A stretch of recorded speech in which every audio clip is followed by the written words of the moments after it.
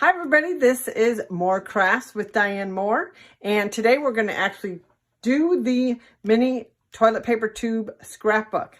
So we'll go ahead and get started, and let me let you know what you need. So you do need 3 pieces of 8.5 by 11 real red paper. You also will need your Stampin' Up! Trimmer that we have. You also will need your bone folder. You'll need your real red ribbon, and it's double stitched ribbon, which is really, really pretty. You also want to have your adhesives, and what I'm using today is the tear and tape, the Stampin' Dimensionals, our multi-purpose glue, which is somewhere, and I will find it and put it there. We're going to use a stamp from the Heartfelt stamp set. So you'll also need your clear block. And the stamp that I'm using is this one here that just says, "From my heart to yours." So you will need your acrylic block. This is the one that comes with the paper pumpkin kit.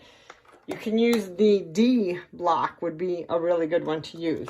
The only ink pad that I'm using is the real red ink pad. You will need your detailed trio punch, because we're going to use both the corner punch and the notch punch. You want to have your Stampin' Snips ready. You want your Heartfelt punch, and all of this is actually featured in the most recent catalog. It's called the From My Heart Suite, and it has the designer series paper. It has the punches, the whole Heartfelt. It's the From My Heart Suite bundle, and it has the stamps. It has the heart doilies that we're going to use for the background on our front cover, and those come in real red and flirty flamingo. And all of this is actually in the bundle, which is really nice. And then you also need your From My Heart faceted gems. Then the other things you'll need are, like I said, the designer series paper, because it has these really neat hearts. And this is From My Heart specialty designer series paper. We're going to use this heart for the cover.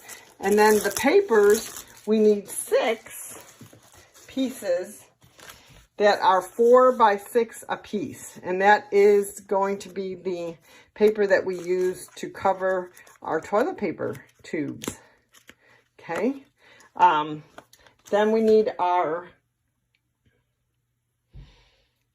we do need our designer series paper for the tabs that we're making. This is the designer series paper sampler, and I used this really pretty design. I know it's not hearts, but I've used it to make a tab for my booklet, and it just coordinated really nicely.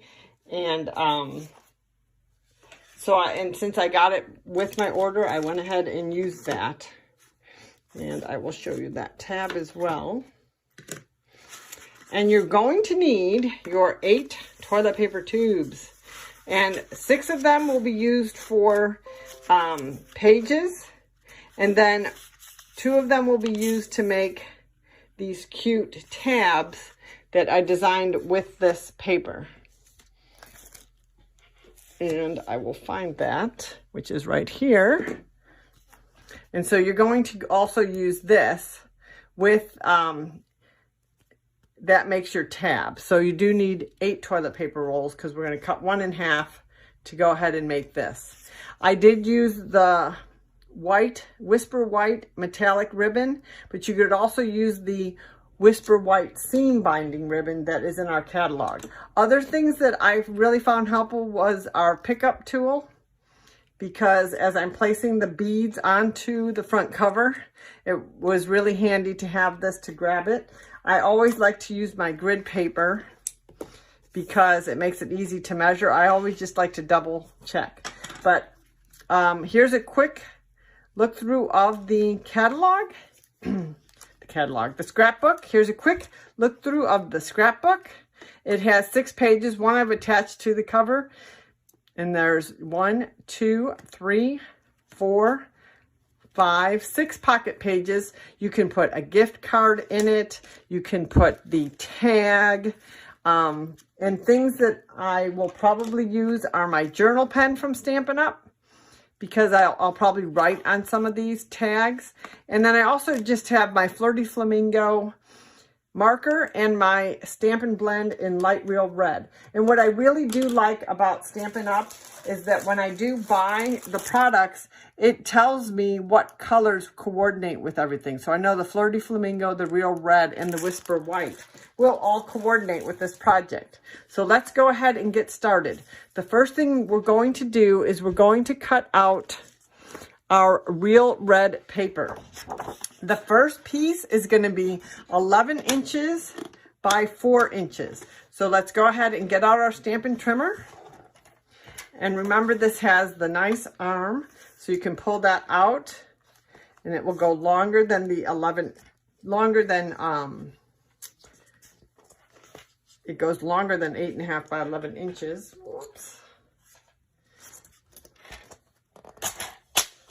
Okay, so that way you have full length here. Of course, our paper is 11 inches, so we know that we can just use the 4-inch mark. So I always just like to double check it against my grid paper here. This is 4 inches right here, and I'll mark it on the back with a little pen.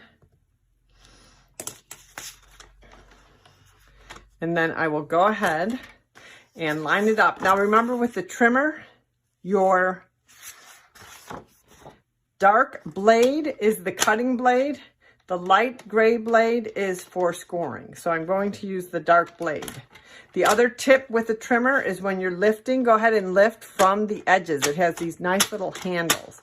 So this is the new and revised Stampin' Up! Trimmer, which I really, really do like. Okay, like I said. Now we are going to score this paper, so let's go ahead and cut it at the 4-inch mark. So I line it up. The other nice thing is I have the 4-inch mark on both sides and then all through the middle. So I can really make sure that this paper is straight, which is really important, especially when we come to scoring. So this is my 11 by 4. So let's go ahead and cut that. And then we also need a piece that is, and this is for the inside cover, we need a piece that is 9 inches by 2 7/8 inches. And we're going to actually glue that into the center here. So again, that's 9 inches by 2 7/8 inches. So let's go ahead and get a piece like that. So I need 2 7/8, and I always do, like I said, mark it here. 7/8.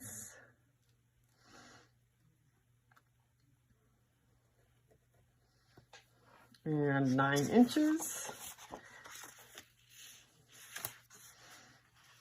You don't have to, I'm just really was raised with measure twice, cut once. So that's pretty much what I always do. All right, so let's go with our 9 inches, which means I'm cutting off 2 inches. I know all of you have probably figured that out. So I'm going to go ahead and cut. Remember, the dark blade is the cutting blade. So I will cut with that. I'm just going to cut off 2 inches here. Make sure that it is lined up. Make sure that I'm using my dark blade. Go ahead and cut 9. And then I want it to be 2 7/8 inches wide. So 2, 1/8, 4/8, 5/8, 6/8, 4/8, 5/8, 6/8, 7/8. Nope. So here's my 2 7/8 inch mark right there. Okay. 2 7/8. I'm going to go ahead and cut that. Make sure everything is lined up. And then I will take both of my very large pieces, the 11 by 4 and the 9 by 2 7/8, and I'm going to go ahead and score these. Now the 11 by 4, I'm going to score at the 11 by 4, I'm going to go ahead and score at 3/4 of an inch, 4 3/4 of an inch, 6 1/4 of an inch, and 10 1/4 inch. So again, I'm going to score at 3/4 of an inch, 4 3/4 of an inch. Then I'm going to score at 6 1/4 inch, and that's where my spine is. And then I'm going to score it at 10 1/4. Now my scoring tool is the gray tool. Okay, so I'm going to go ahead and put the dark one aside. And I'm going to score. Okay, I'm going to start with the first one that we said, which is the 3/4 of an inch. So let's go, and you can see 1/4, 2/4, 3/4 of an inch. Make sure I'm using that it's all straight, and that I am using the gray. Okay, 3/4 of an inch. Then I'm going to 4 3/4 of an inch.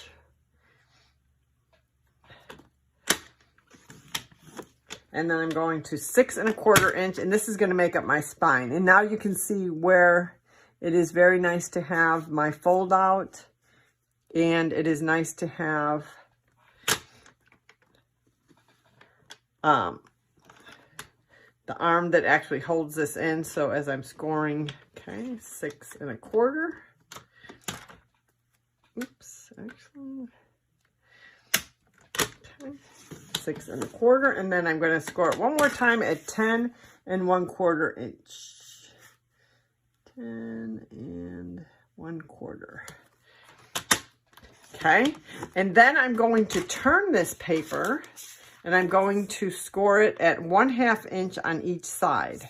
So I can do 1/2 inch on this side, and then I'll show you how to do it using the other scoring tool. So again, I'm scoring all the way up and down the sheet at the 1/2 inch side, and then I'm going to do it on this side as well at 1/2 inch. So here, my 1/2 inch mark,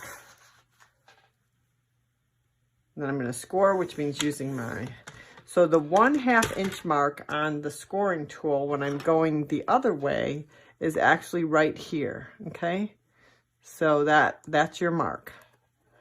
So this piece is now scored, and you can see where our spine is going to be. This is going to be the edges, and this is going to be the 2 top halves. So let's set that aside and grab our piece of paper that is 9 inches by 2 7/8 inches. We're going to score this at 3 3/4 inch and 5 1/4 inch. And what that does is it gives us our spine. That is going to match up with that spine. And if you want to, you can go ahead and just, you can mark that right there. You can mark your score line where you have the score lines on your other paper. That way you know it's going to line up. But if you just want to use and mark it on against the 11 by 4 inch paper, just to make sure it lines up, but it will be at 3 3/4 and 5 1/4. And what that does is that's going to give us our spine as well. So let's go ahead and do that. So here is 3 3/4. And again, we use the gray blade, and then 5 1/4. And we use the gray blade. Okay, and that is all the scoring that we do on this page. Okay, now we need to cut and make our spine pieces. So you are going to cut 3 of your real red paper, and this is why you need several pieces of the real red paper. One piece of paper is going to be 2 1/2 by 2 3/4. One piece is going to be 2 1/2 by 2 1/4, and one piece is going to be 2 1/2 by 1 3/4. So let's go ahead and cut those. So basically you can cut 2 pieces. You can double up on this paper. I'm just going to cut 2 of my scraps that I have at 2.5 inches. And again, the cutting tool is the dark blade. Cut. And then I'm going to cut. I'm going to turn the paper and I'm going to go 2 3/4. So I'll actually have enough for 2 books, which is nice. And then I'm going to cut at 2 1/4.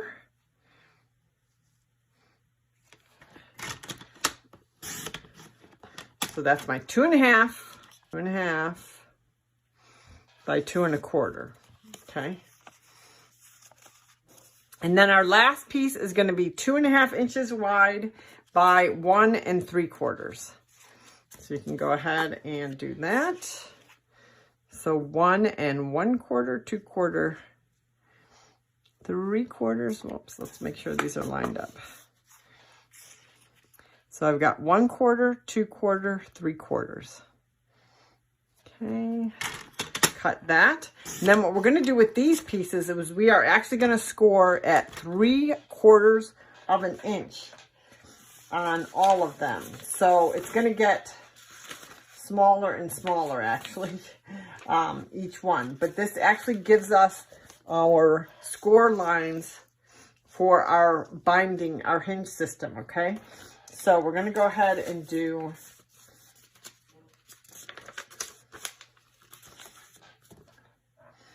so let's just start with this one. And again, if I'm scoring, so I'm going to go ahead and put my cutting blade up so I can just have my scoring tool. And now we're going to go 3/4 of an inch, 1/4, 2. Oops, I'm going to do 2 at a time. Make sure that you're scoring so that it's still 2.5 inches tall. Okay, so 3/4 of an inch. And then I can turn it over and do 3/4 of an inch on the other side. And this is going to leave a very small line in the middle. Okay, so that's our 2.5 by 1 3/4 inch piece. And that's how that will look, okay? Then we have our 2.5 by 2 1/4 piece. And again, we're going to score it at 3 1/4 inches on each side. So 3 1/4 inch.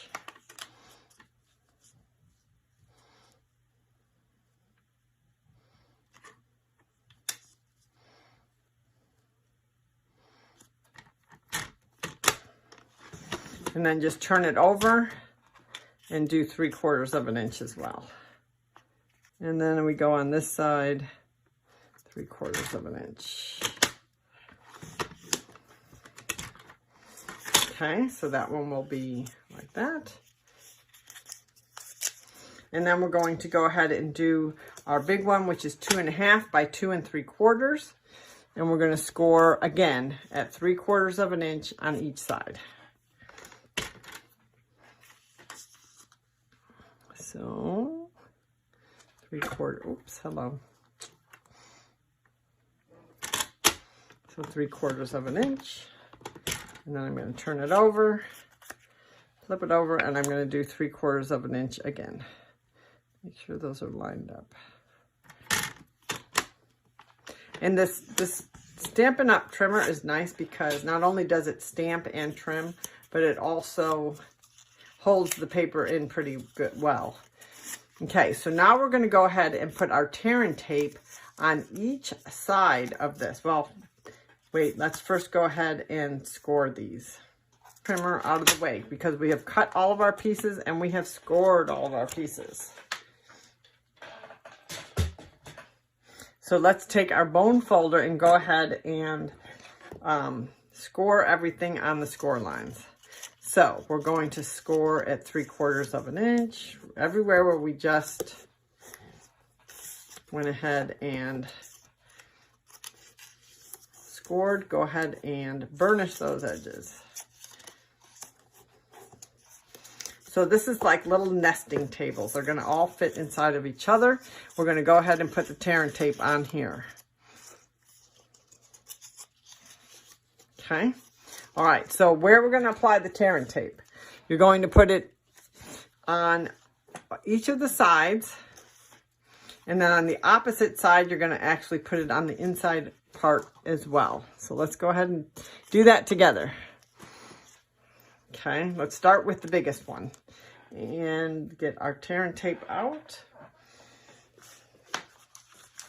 I'm going to open up a new package of tear and tape. So this is tear and tape adhesive. Really nice to use because, well, you're about to see how easy it is.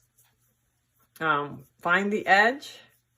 And I have all of the products listed on a PDF file, and the link is below. So on our first one, let's go ahead and score at the edge. Let's go ahead and place our tear and tape on the edge of this side, and this is the side that will go on the inside. And now we're going to turn it over. Okay, big tip. Always burnish down your tear and tape. That makes it so much easier when it's time to pick that up. Now on this side, we're going to actually apply tear and tape on the edge. We're going to put it just inside our score line that's in the center. So you want to just butt it up against there. And we're also going to put it just inside the other side of that score line.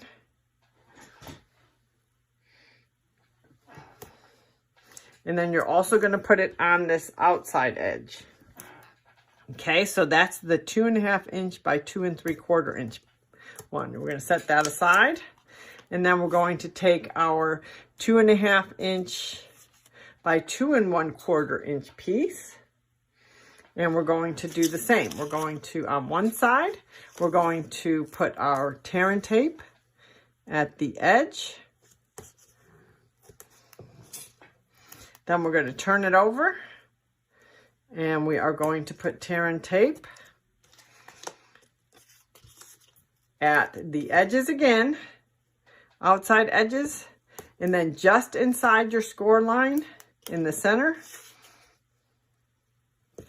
And just inside your score line on the other center line, and then again at the very edge. Okay, that's our second one. So we've got two, and you can see how they're going to fit together. Okay, and then let's take our third piece. And on this one, we're going to put our tear and tape on the inside. We're going to put it at the edge. And then we're going to put it on the other side on the edge. Whoa. And then we're going to turn it over, and we're going to put one piece smack dab down the middle. And we're going to put one piece on the outside edge and one piece on the inside edge. Okay, and that's going to be your hinge. Now, we are going to put the hinge together so it looks like this. Okay, but we're not going to put it inside of our book yet. But how we're going to do that is just make sure all of the pieces where it's just two pieces of tape are facing you. Make sure that you have burnished all of these pieces down.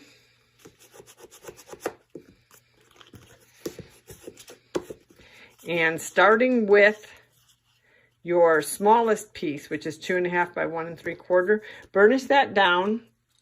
Go ahead and lift. And I'm going to tell you another one of my tips, because I like things to be nice and strong. Plus, I like to have a little play, is I actually am going to put my multi-purpose glue in there as well, if I can find it.